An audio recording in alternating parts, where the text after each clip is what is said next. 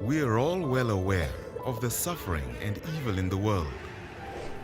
Horrific suffering, unspeakable evil. How then can anyone believe in the existence of an all-loving, all-powerful God? And if God does exist, why would anyone want to worship Him?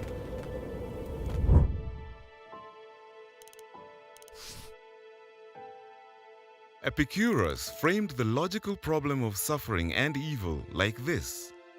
If God is willing to prevent evil but not able, then He's not all-powerful. If He is able to prevent evil but not willing, He is not good. But if He is both willing and able, how can evil exist? And if He is neither able nor willing, then why call Him God? In other words, it's logically impossible for God and suffering to both exist. But we know full well that suffering exists. Therefore, God does not. Is this a good argument? Let's look at it more closely. Are these two statements logically inconsistent? No. Here is an example of two logical inconsistent statements. David can't be both married and a bachelor.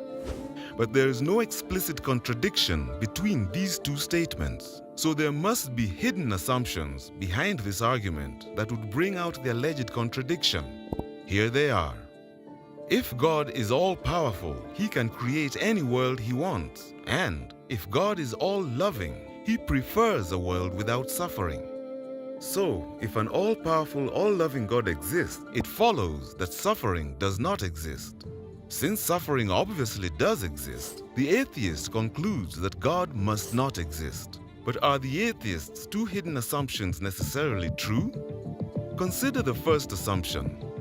Can God create any world He wants? What if He wants a world populated by people who have free will? It's logically impossible for God to force someone to freely choose to do good. Forcing free choices is like making a square circle. It's not logically possible.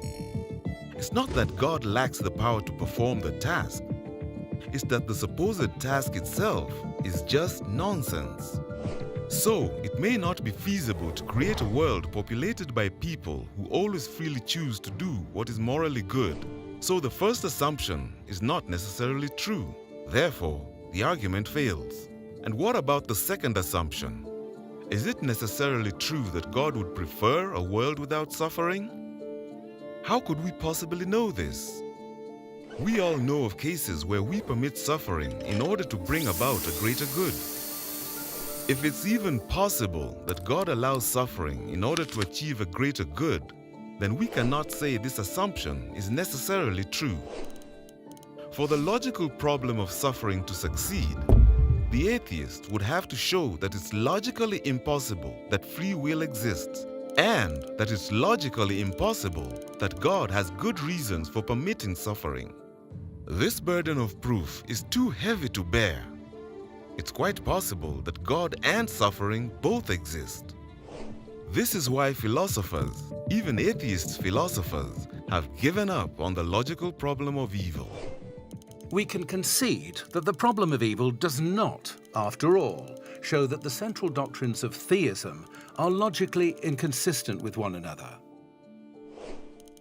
Some philosophers have contended that the existence of evil is logically inconsistent with the existence of a theistic God. No one, I think, has succeeded in establishing such an extravagant claim. It's now acknowledged on almost all sides that the logical argument is bankrupt. But this is hardly the end of the discussion. We still need to explore the probability version of the problem of evil.